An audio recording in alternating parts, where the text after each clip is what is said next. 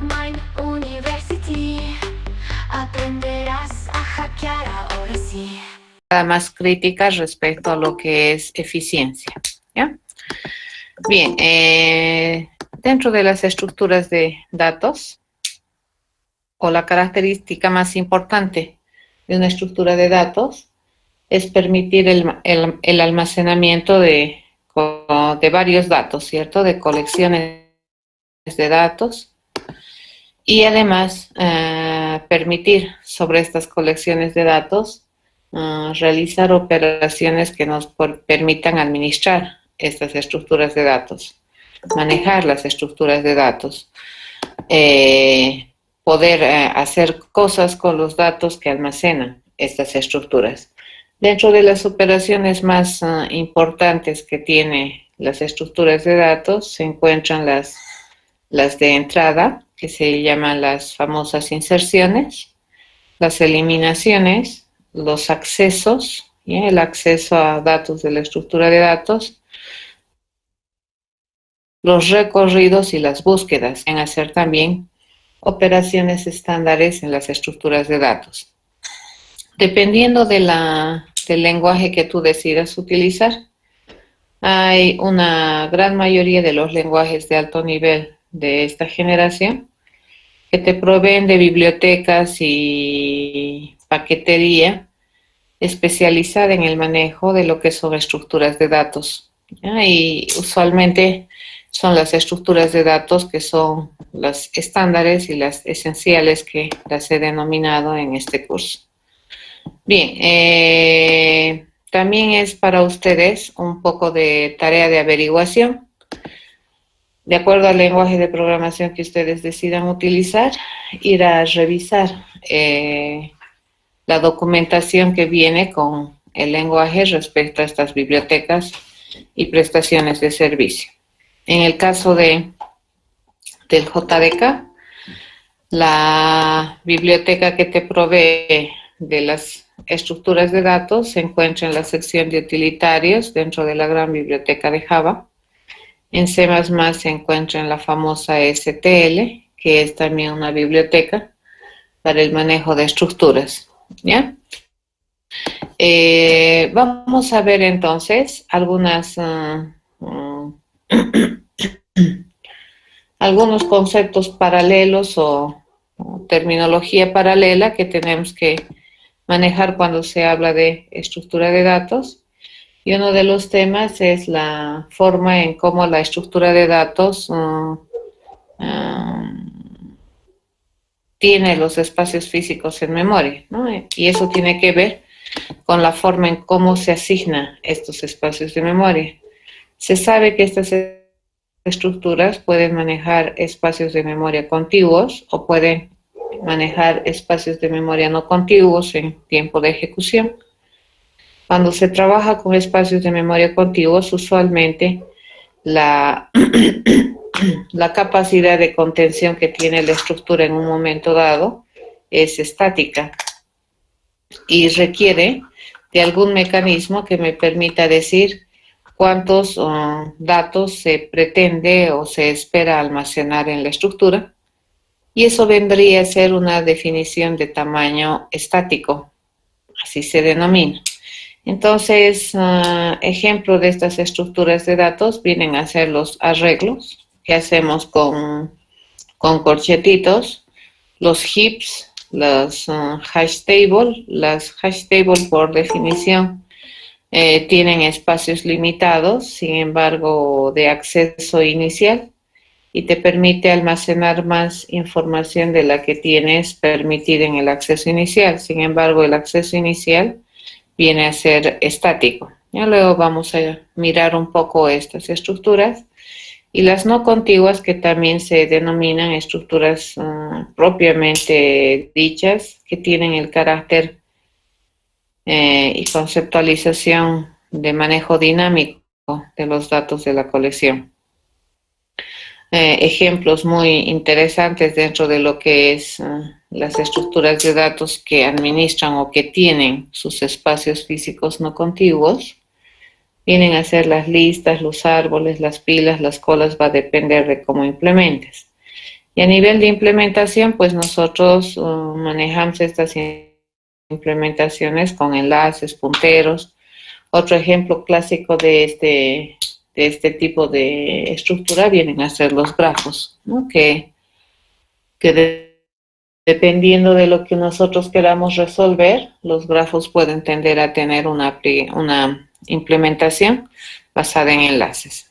Bien, dicho esto, el entender qué tipo de memoria se le asigna a una estructura de datos va a repercutir directamente en algunas operaciones que tienen estas estructuras asociadas, ¿ya?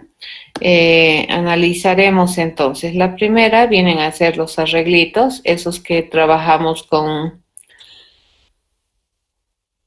corchetes, o también las que te provee la biblioteca, los famosos array.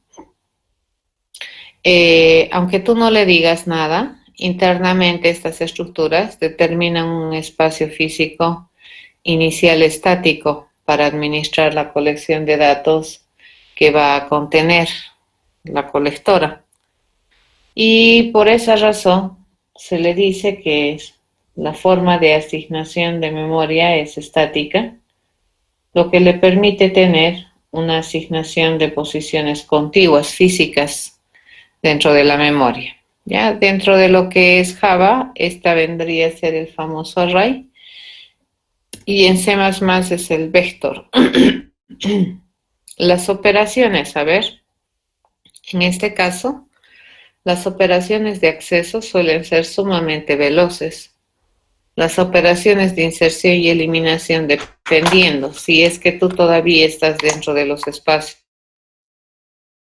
iniciales que la estructura haya determinado como capacidad de almacenamiento, sus inserciones también son veloces.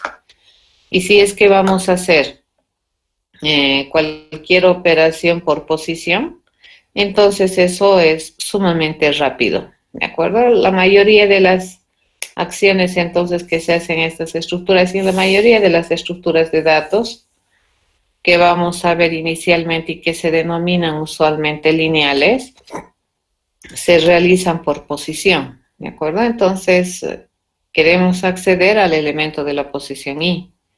Queremos eliminar el elemento de la posición i. A veces no necesitamos decirle, pero cuando se inserta, también se inserta en la posición libre i, ¿ya?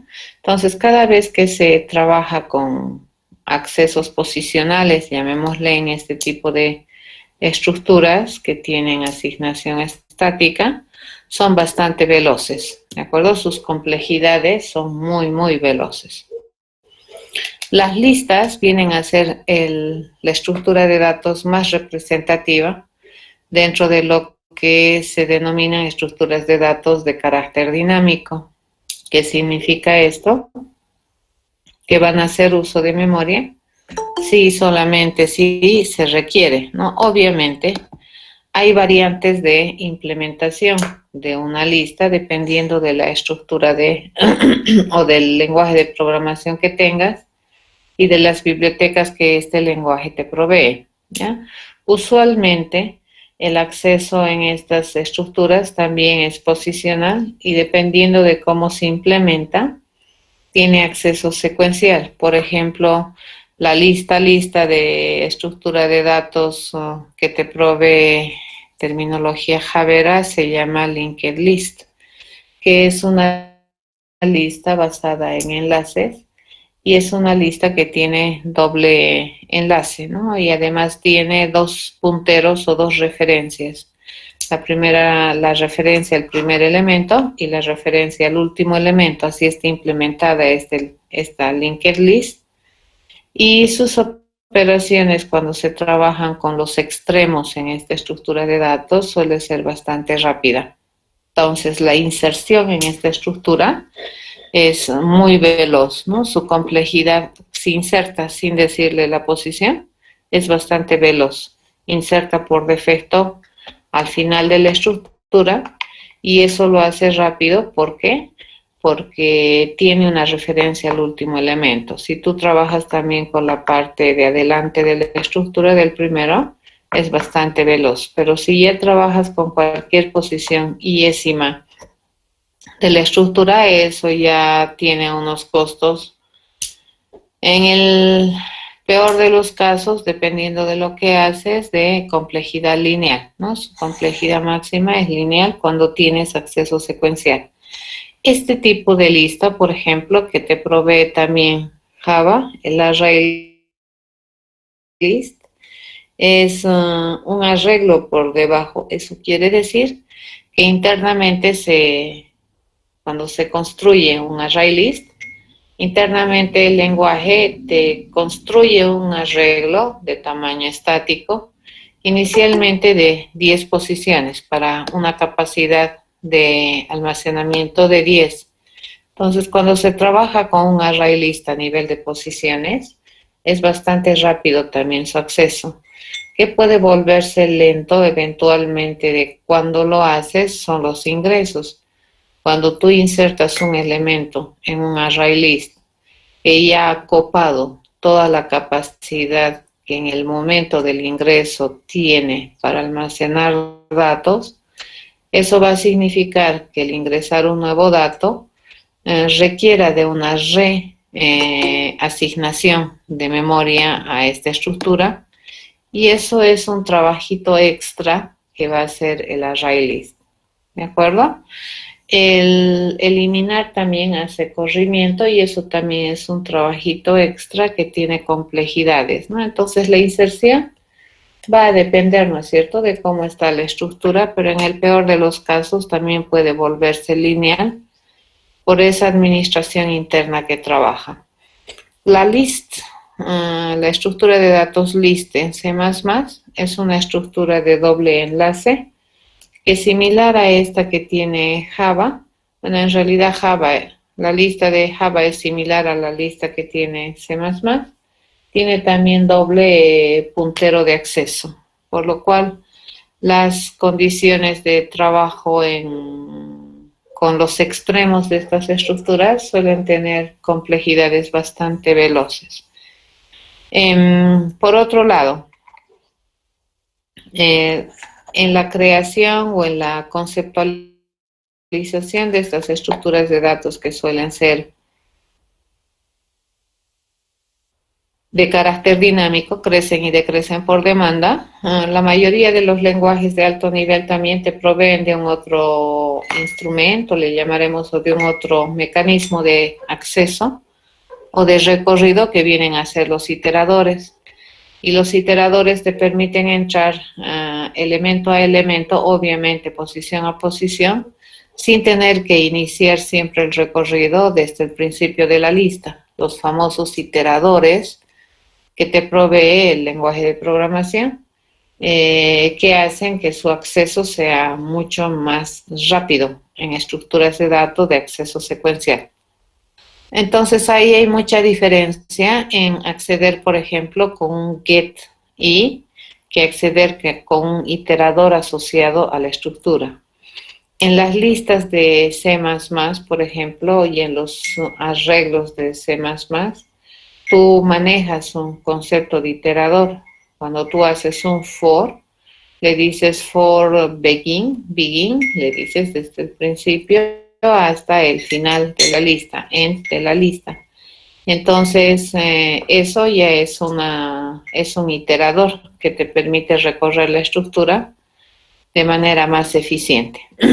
Esa clase de cositas hay que saber para poder utilizar de manera adecuada todo lo que te provee el lenguaje, porque si ustedes observan, la biblioteca y la documentación del JDK dentro de lo que es el útil, tiene un montón de cositas que te proveen como ya hechas y tú las puedes utilizar. Entonces la pregunta siempre probablemente es: ¿y para qué tenemos tanto? Y porque cada una tiene sus cualidades especiales y obviamente sus implementaciones son diferentes dependiendo de esas peculiaridades que me permiten tener eficiencia.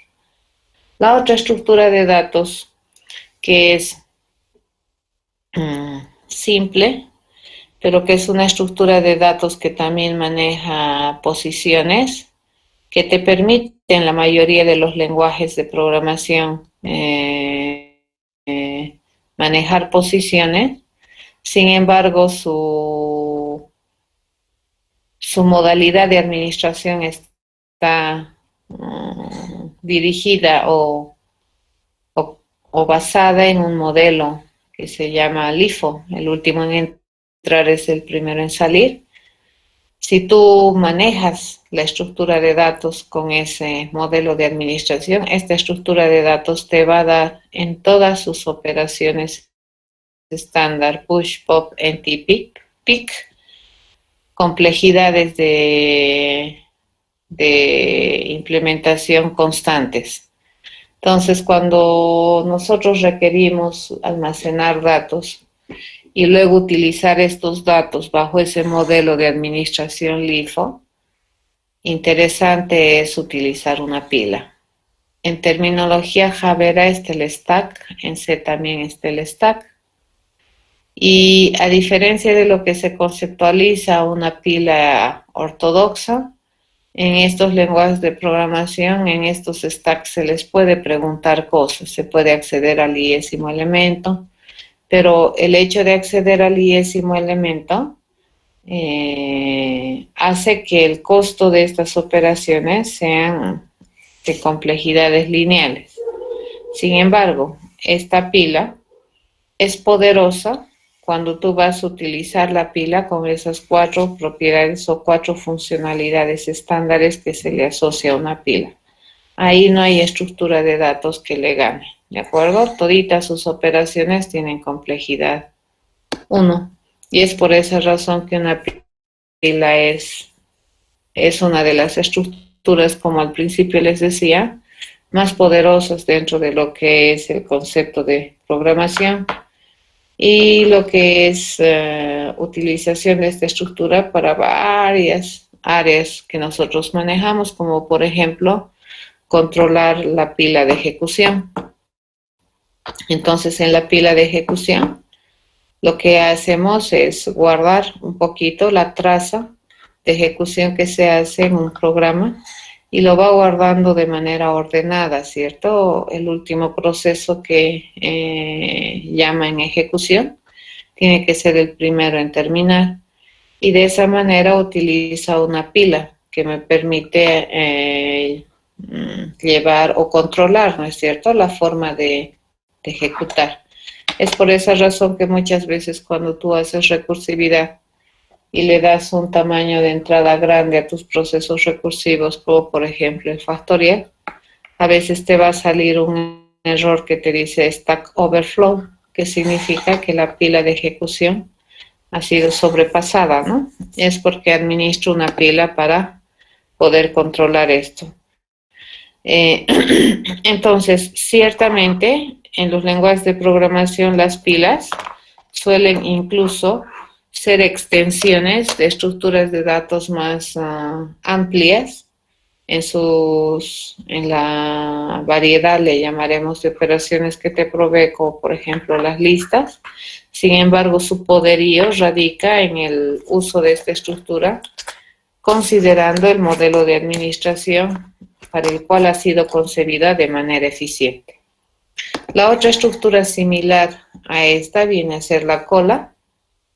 Esta cola, fíjense, si es que tenemos cola estándar, tiene 4 operaciones también, y dependiendo del lenguaje hay que ir a ver, ¿no es cierto?, qué se llaman las operaciones que te provee, pero básicamente tiene 4, al igual que las pilas, que son estándares y son realmente interesantes de analizar en la cola, ya que esta estructura de datos también provee una administración, un modelo de administración que se denomina FIFO. El primero en entrar va a ser el primero en salir. Entonces, dependiendo, ¿no es cierto?, del lenguaje, van a recibir distintos nombres. ¿Ya? Encolar, decolar, si está vacía, y el frente, ¿no? O añadir, sacar, pol es vacía o pic, ¿no es cierto? Saber el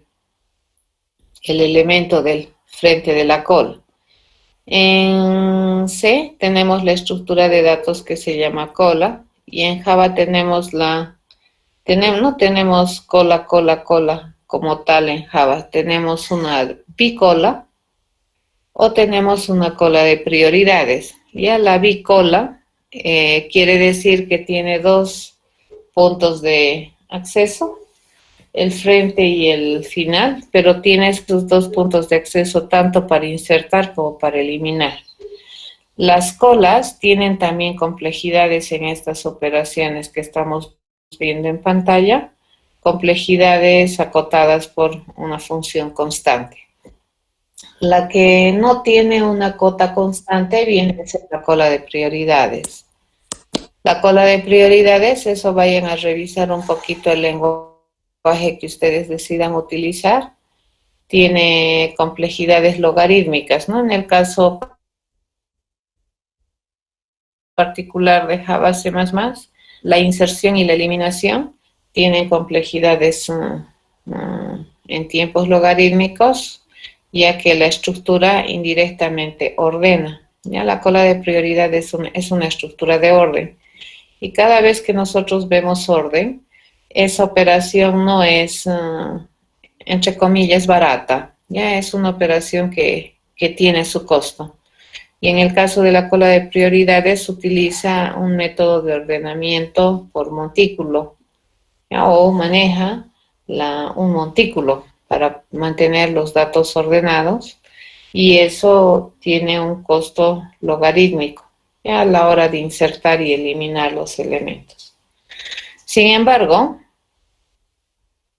la cola de prioridades también, si es que tú manejas esta información o estas operaciones, estas cuatro, dentro de lo que cabe es una estructura de datos bastante veloz, ¿ya? Considerando que almacena sus datos de manera ordenada.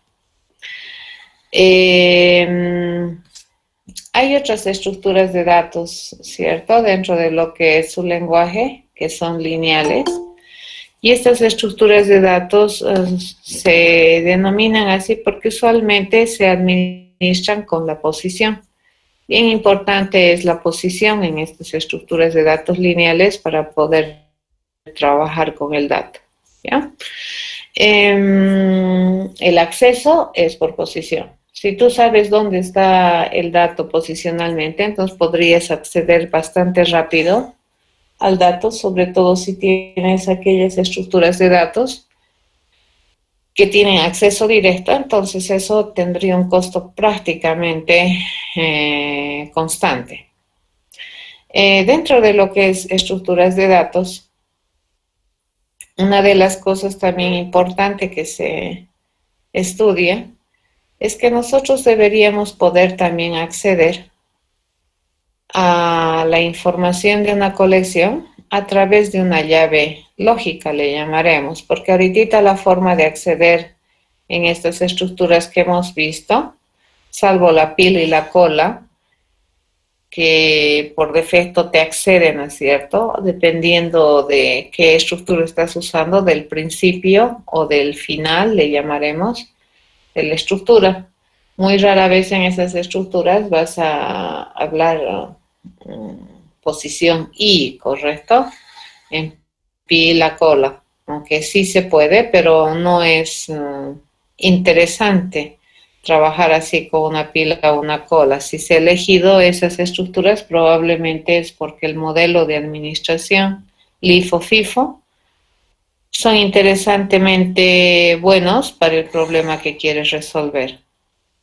En listas y arreglos, ¿qué necesitas para tener accesos interesantemente rápidos? Vendría a ser la posición. El hashing es un mecanismo que me permite asociar una posición numeral, le llamaremos, a una clave lógica. Entonces, por ejemplo, nosotros quisiéramos entrar al dato que está identificado con la clave Juan, por ejemplo. ¿Y cuál es la clave del dato? Es a su vez un otro valor conceptual que para nosotros es Juan. Entonces, ¿dónde está ese dato? Yo quiero acceder a la información de Juan. ¿Dónde está ese dato? Esa es la cosa, ¿no es cierto? Eso es el tema que se trata también de cubrir con lo que son estructuras de datos. Y en este caso, el acceso ya no necesariamente es quiero acceder a la posición I del elemento, ¿ya? Y en este sentido se manejan dos términos, uno que es el hashing y otro que es el map. El hashing es una estrategia o un mecanismo que me permite asociar a un dato, usualmente la clave, un dato conceptual, a un valor discreto que me identifica una posición en la cual se almacena el dato. Y tú dirás, ¿no? ¿Y para qué hacemos tanto escándalo? Si podríamos igual buscarlo, ¿no es cierto?, por el dato y hacer un recorrido en toda la estructura. Es porque queremos evitar un recorrido en toda la estructura. Queremos evitar, en la mayoría de lo posible, una búsqueda secuencial, y lo que se está tratando de hacer es mejorar la operación de la búsqueda a sabiendas de que cuando se maneja colecciones de datos, una de las operaciones más utilizadas viene a ser la búsqueda. Ya solemos hacer cosas en la colección para discriminar datos, entonces buscamos. Queremos hacer algo con un dato, entonces buscamos. ¿Sí? Entonces hay muchas cosas que van a requerir la búsqueda. Por esa razón es que este hash es interesante. Se le da una clave y esta clave usualmente es lógica, no va a ser una posición de memoria, y esta función me va a dar un valor usualmente discreto que hace referencia a lo que es una memoria. Esto, o una posición de memoria. Esto que estamos viendo aquí es una estructura de una tabla de acceso directo a través de una función hashing. ¿Ya? Estos también se les llaman hash tables. Entonces, por ejemplo, acá nosotros tenemos espacio limitado para almacenamiento, pero en este caso, ¿cuánto es nuestro espacio limitado? 10 unidades, ¿no? Y lo que nosotros tenemos es, usualmente acá, vamos a tener varios datos. Esta estructura, por ejemplo, no es interesante si en cada posición de memoria vamos a almacenar solamente un dato, ¿correcto? Y eso se les llaman datos satélites. En ese caso, si ustedes observan, esta forma de trabajar no es muy interesante, ¿no? ¿A qué me refiero? Por ejemplo, si mi clave fuera número, ¿no es cierto? Mi clave es 2, entonces la función le va a asignar el valor 2. Si mi clave es 3, entonces la función le va a asignar el valor 3. Eso quiere decir que para una clave, exactamente una posición le vamos a dar. Eso probablemente no es interesante dentro de el concepto de hash. El concepto de hash es que probablemente para distintas claves, se le va a asignar un mismo valor discreto, ¿ya? Y aún así la búsqueda va a ser interesantemente eficiente, ¿ya? Como les comentaba, estructuras de datos suelen ser así, ¿no? Las hash tables vienen a ser así. Por ejemplo, si nosotros tenemos más datos que posiciones o que valores, esta cantidad de valores, fíjense, es más reducida que la cantidad de datos que quiero almacenar. Entonces, ¿cómo almaceno estos datos, que son 7 datos en 4 posiciones? Podemos utilizar un hash table que tiene la forma de la anterior transparencia, pero A diferencia de esta anterior, estos datos no suelen ser únicos, ¿no es cierto? Sino más bien vienen a ser una lista de datos que se identifican con el identificador o con el valor 2. ¿Ya? Eso vendría a ser un hash table. Entonces, puede ser que más de un dato, fíjense, una clave, digamos, de identificación del dato, pueda tener a través de una función de dispersión, una función hash, un mismo valor. Acá, por ejemplo, tenemos que el valor 2 se puede o está asignado o se encuentra aplicando una función hash AD1, AD3 y AD6. Es completamente válido, ¿ya? Eso es interesante. Entonces, acá tenemos un hash table. En este caso, por ejemplo, nosotros tenemos que la clave 1 y la clave 4 está asociada con este valor discreto. Y ese valor discreto se lo consigue como aplicando una función hash a las claves. ¿De acuerdo? Se inserta así, se busca así, se elimina así en esta estructura de datos. Entonces, cuando nosotros trabajamos con estas estructuras que suelen manejar este principio de hashing dentro de lo que es la identificación del dato, nosotros solemos preguntarnos, ¿cierto? Le decimos get K1, ya no le voy a decir get 1, sino le voy a decir get K4, ¿cierto? Y la estructura automáticamente debería asociar esto por debajo a la posición 1, y en la posición 1 debería venir a buscar si es que el dato K4 existe o no. Entonces, mi operación de la búsqueda se reduce bastante a que estar buscando, digamos, en un espacio de n elementos de manera secuencial. Entonces, acá voy a buscar en un espacio de k elementos, le llamaremos, que si tú tienes una distribución uniforme en esta hash table, va a estar en términos logarítmicos respecto al tamaño total de elementos que tiene la estructura. Entonces, ¿qué es lo que tienen que ir a averiguar? En las estructuras de datos que ustedes utilizan, ¿cómo funciona este hash? ¿De acuerdo? Como decíamos, estas estructuras de datos van a depender muchísimo la eficiencia de sus operaciones de acuerdo a cómo está pensada la función hash. Las primeras versiones del JDK, y esto es como anécdota, proveían una función hash muy pobre. Por ejemplo, si decíamos, ¿no es cierto?, la clave de acceso va a ser hola, sin H, hola de mar. Entonces, la función hashing de Java agarraba y sumaba, ¿no?, los ASCIIs de las letras. Eso quiere decir que había demasiada colisión de claves, ¿no es cierto? O sea, tenías el mismo número asignado a varias claves, basta que tenga la misma cantidad o las mismas letras, no importaba el orden. Y esa función de dispersión, por ejemplo, no me generaba una distribución uniforme de los datos.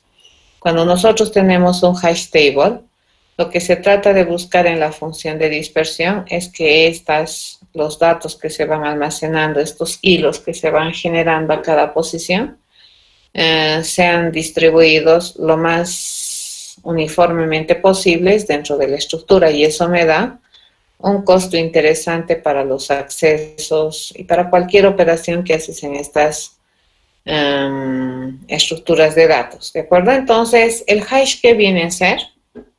Rememoraremos, el hash viene a ser un mecanismo que me permite administrar una estructura de datos haciendo uso de una clave conceptual o lógica, ¿ya?, que tiene probablemente mayor significancia para el usuario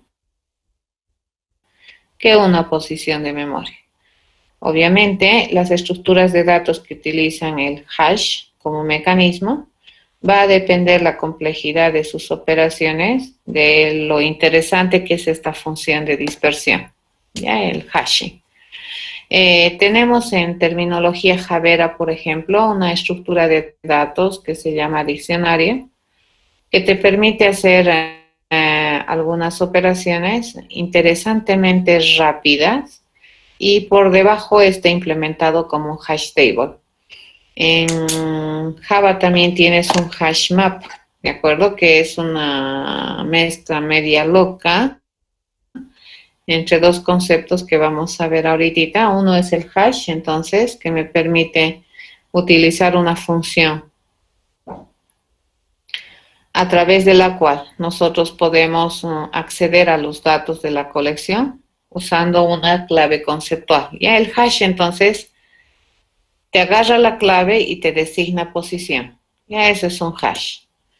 El map es otro mecanismo, fíjense, que me permite conceptualizar a estructuras de datos que me permiten nuevamente acceder a la información a través de una clave lógica. ¿Ya? Entonces nosotros almacenamos datos y los vamos a almacenar con una clave, las vamos a acceder con una clave. En el map es muy raro acceder por posición, si utilizas un concepto de mapping, ¿no? Entonces, ¿qué es lo que va a hacer? Va a mapear una clave con un dato. ¿Ya? Eso es lo que hace el map. Y en terminología Javera, como les comentaba, hay una estructura de datos que se denomina hash map. Entonces hace las dos cosas, te permite acceder por una clave conceptual e internamente el hash map maneja la técnica de hashing para ubicar físicamente los datos dentro de la estructura. Entonces, cuando tú almacenas un dato en el hash map, no sabes exactamente en qué posición está asignándose esa información. ¿Quién va a administrar eso? Un hash que maneja por debajo. ¿Ya? Es interesante, a ver, vayan a chequear un poquito eso. Construyanse un hash map, llénenle de datos, inspeccionen lo que está haciendo el hash map, vayan viendo cómo va almacenando y las posiciones en las que va poniendo tus datos son completamente, puede poner en la 5, luego puedo poner en la 3 y luego puedo poner en la posición 7 los datos. Y es porque utiliza por debajo un hash para poder almacenar físicamente en una posición el dato, ¿ya? Estas estructuras, por ejemplo, en C, el map como tal es una estructura de datos. En terminología Javera, lo más parecido al map que tiene C++ vendría a ser el hash map, que es una estructura que maneja las dos cosas, ¿no es cierto? Te mapea datos, o sea, una clave con un dato, pero internamente cómo utiliza para posicionarlos con una función hashing. Eso hace, ¿no? El map es muy utilizado en lenguajes de programación y es cuando tú quieres acceder a la información por una clave lógica, no por posición. Entonces, cuando tú tienes una concepción de una estructura así, es muy útil o es muy usual utilizar esta palabra map para decirte ya de entrada cuál es la concepción, cuál es la conceptualización para el manejo de estas colecciones. Por ejemplo, los árboles, en la mayoría de los lenguajes de programación, suelen acceder a sus datos por una clave, no suelen acceder por la posición, muy rara vez vamos a decir accede a la posición y encima por amplitud o por profundidad del dato del árbol, digamos. Usualmente accedemos al árbol por una clave, ya, lógica, y eso vendría a ser un map. Una otra estructura de datos que es interesantísima viene a ser el set, que trata de respetar lo que es teóricamente un conjunto en el cual no se admiten datos repetidos, ¿cierto? Entonces, siempre te almacena datos no repetidos. O sea, cuando tú tienes un hash map en Java, por ejemplo, y le pides su conjunto de claves, el hash map te va a devolver un set, porque las claves no pueden ser repetidas, ¿cierto? Las claves son aquellos datos que identifican de manera única algún dato, algún valor dentro de tu colección. Entonces, cuando a un hash map le pides las claves del hash map, ¿qué te va a devolver? Un conjunto. Y el conjunto no admite datos repetidos. Ahora, depende de cómo esté implementado el set, sus complejidades también van a variar.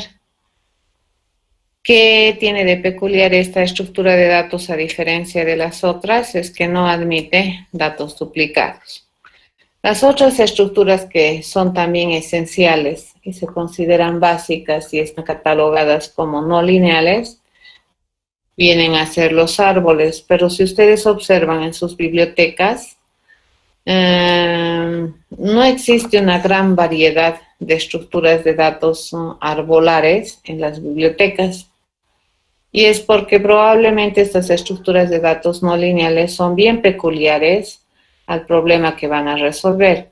Pero la mayoría de los lenguajes de programación que te proveen estructuras de datos arbolares suelen ser estructuras que te permiten acceder a los datos a través de una clave lógica, es decir, por debajo mantienen ese concepto de mapping, ¿de acuerdo? ¿Qué tiene de interesante las estructuras arbolares conceptualmente? Es que estas han sido concebidas para almacenar los datos de forma jerárquica y en la mayoría de los casos en los lenguajes de programación te la plantean esta estructura como una estructura de búsqueda, ¿ya? ¿Eso qué significa? Que el acceso va a ser por clave, ¿de acuerdo? Entonces, internamente las estructuras van a almacenar los datos. La decisión de dónde se almacena el dato en un árbol la va a asumir la propia implementación del lenguaje de programación, ¿no? Entonces, en terminología Javera, por ejemplo, tenemos el treeset, que no te admite datos repetidos. Es un árbol de búsqueda. Es balanceado. ¿Eso qué significa?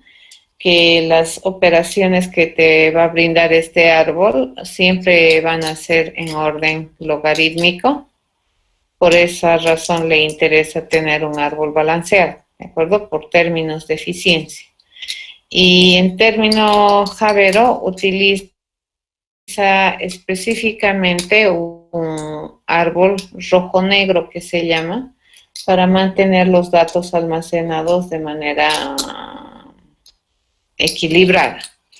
Ahora, dependiendo del lenguaje que tú vayas a utilizar, es bueno ir a mirar qué estrategia utiliza tu estructura en la biblioteca para poder representar estas estructuras arbolares y sobre la base de eso definir las complejidades que significan almacenar datos en una estructura de datos arbolar y en consecuencia realizar operaciones, ¿cierto? Porque si vamos a almacenar datos en una estructura de datos, probablemente es porque queremos hacer operaciones con ellas. Entonces, las operaciones son las que tienen complejidades, ¿ya?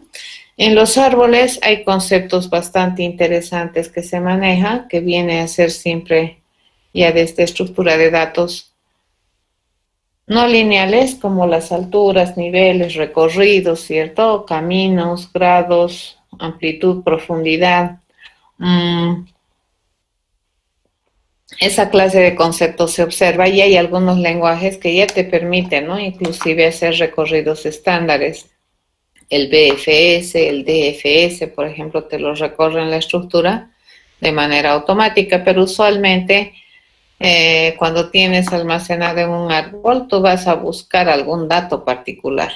Entonces, suelen ser estructuras de mapping, ¿ya? Esas son las estructuras o los recorridos, ¿no es cierto?, que se manejan en las estructuras de datos no lineales. Y usualmente, como les comentaba hace un momento, se implementan estructuras de árboles que son de búsqueda. ¿Por qué son de búsqueda? Porque tratan de administrar la información a través de la clave del dato. Entonces, probablemente para hacer las operaciones muy eficientes o lo mejor que se puede dentro de la estructura, esta estructura internamente que va a mantener un orden, y a esas se les llaman estructuras de búsqueda, ¿ya? Como les comentaba, estrategias para implementar las estructuras de datos arbolares en los lenguajes hay variadas. En terminología Javera, ¿cuál es la estrategia que utiliza? Utiliza un árbol rojo o negro que se llama para poder mantener el equilibrio de la estructura.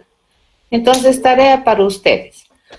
No importa el lenguaje de programación que hayan decidido utilizar, lo que tienen que saber ahora es qué estructuras de datos les provee sus lenguajes de programación y qué complejidades les presentan las operaciones de estas estructuras de datos, porque además de medir el pensamiento o la estrategia de solución a un problema, probablemente muchas veces nos vamos a apoyar en el uso de estas estructuras para almacenar datos.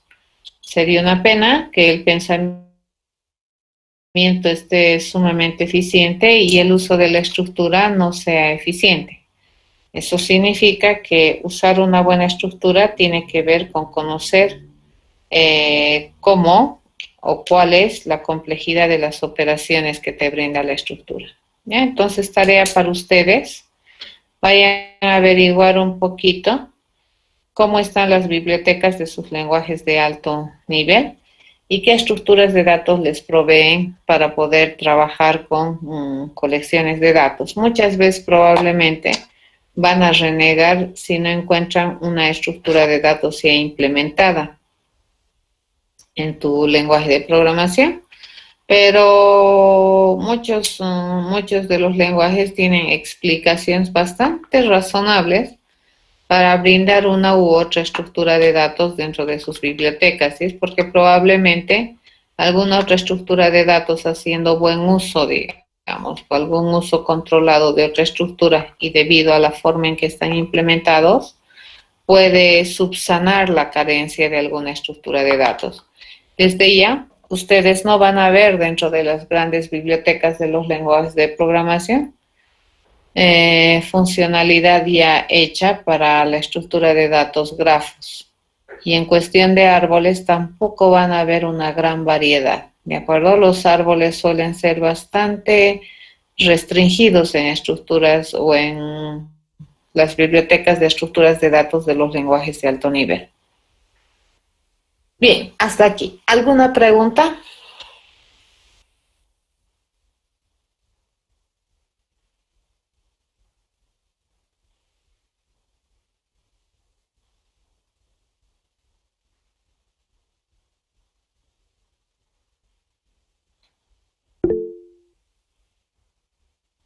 Sí, se los voy a abrir un enlace. Me gustaría que vayan a razonar las estructuras de datos, Brian, y probablemente antes les pedían, es cierto, que hagan pruebas de eficiencia, pero en esta ocasión les voy a pedir que vayan a averiguar lo que es un poquito la documentación, ya que vayan a leer la documentación de los lenguajes. Por ejemplo, acá yo tengo una documentación de Java y nos podemos entrar por acá, ¿no es cierto? Al útil. Y acá tienen un montón, son interfaces, acá tienen el map como interfase, clases, ¿no?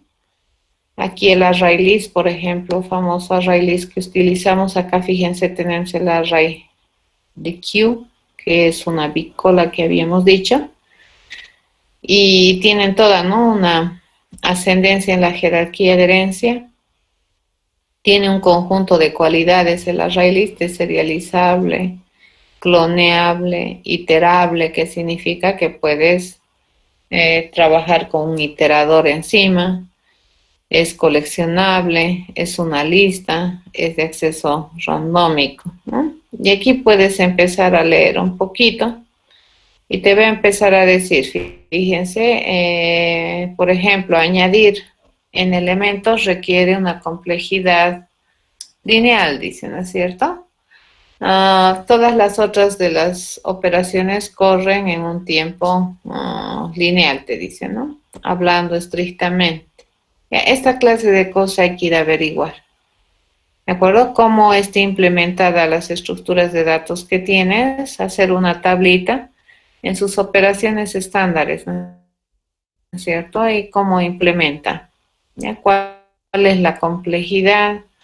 Acá en la descripción te va a decir, ¿no? O inclusive qué es lo que tiene dentro de lo, o qué algoritmos implementa dentro de lo que es el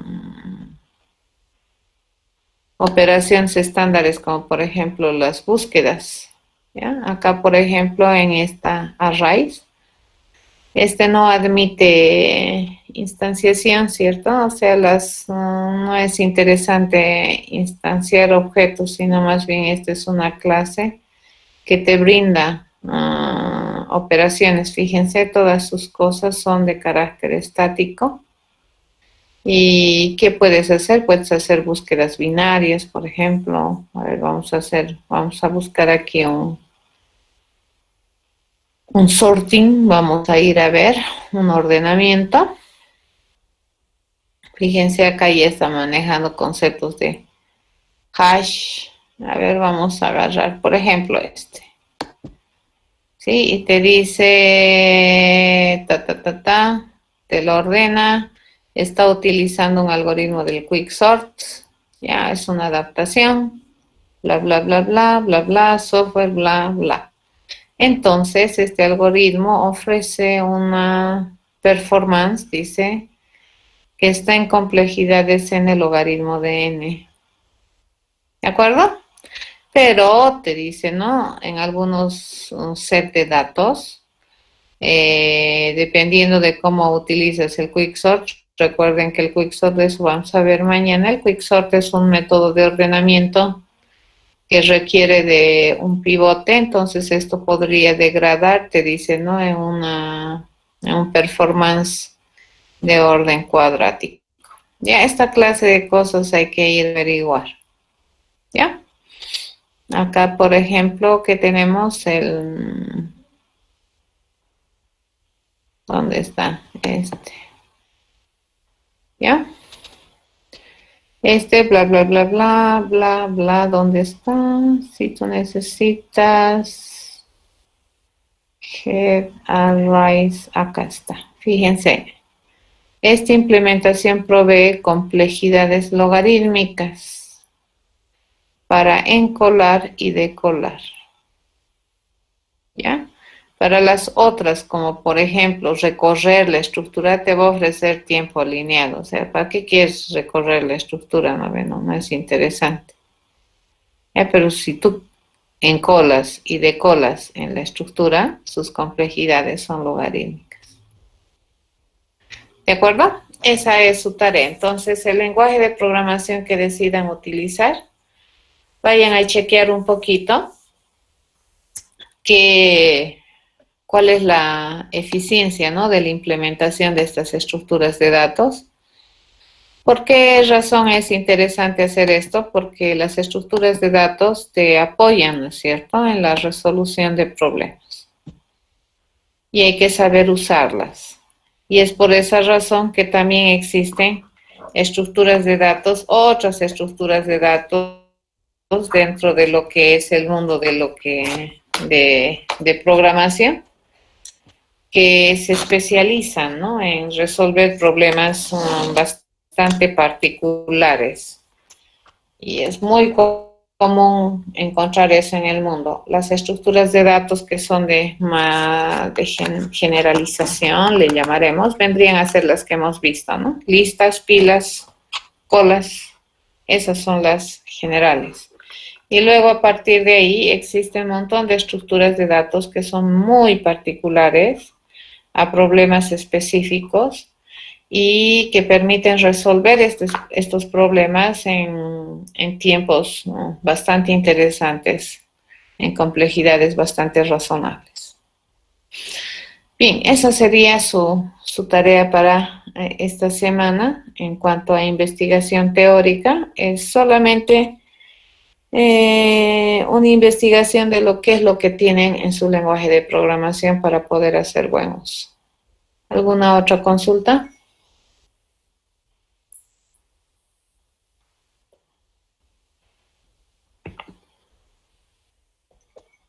Sí, estructuras de datos de las esenciales, correcto. Y si es que ustedes ven otras más que les llame la atención, por ejemplo, eso sería también chequear. Si ustedes observan en el mundo de solamente en Java, fíjense, estamos en útil. Tenemos un montón de clases, ¿no?, que representan entre lo que son estructuras de datos y lo que representan otras cosas. Aquí también está el famoso escáner, ¿cierto? El escáner que ustedes utilizan usualmente utilizamos el escáner en programación para leer de este teclado, pero esa es una subutilización del escáner. El escáner es una clase que te provee más poderío, ¿no? Como su nombre dice, es un escáner y que está asociado a un flujo de entrada cualquiera y que lo que va a hacer es recuperarte la información de ese flujo de entrada bajo algún formato, ¿no? El escáner también trabaja cuestiones de patrones, ¿no? Lectura de patrones y obviamente asocia a un flujo de entrada, ¿no? Inclusive una cadena dentro del escáner puede ser un flujo de entrada. Muy interesante, cuando tú lees bien el escáner, es una clase que tiene muchísimo poderío, no solamente para leer de este teclado, ¿no? Y leemos y utilizamos muy básicamente el escáner con el sistema, muy básicamente, pero se puede hacer incluso con gramáticas, ¿no? Con gramáticas, expresiones regulares se puede reconocer con el escáner. Ya, eso es interesante también. Fíjense, acá tenemos solamente dos arbolitos, ¿no? El tree map y el tree set. No tenemos más arbolitos. ¿De acuerdo? Eso. Bien, si no hay más consultas, jóvenes, eso sería todo por la clase de hoy. Nos estaríamos viendo el día jueves. ¿No consultas?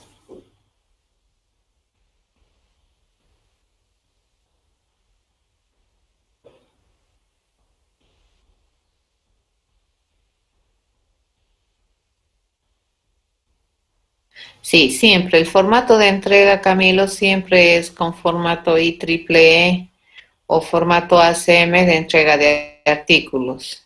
¿De acuerdo? Siempre así va a ser la entrega, no, ya no con carátula, esas cosas. Y es tipo paper, tipo artículo. Eso se los voy a poner en la descripción del problema.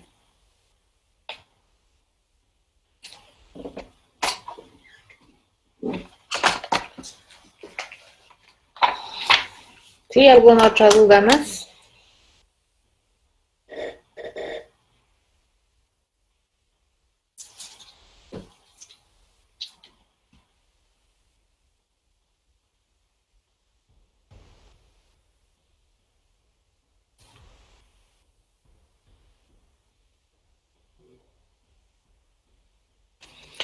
Bien, entonces nos estamos encontrando el día jueves. Hasta el jueves, jóvenes, cuídense.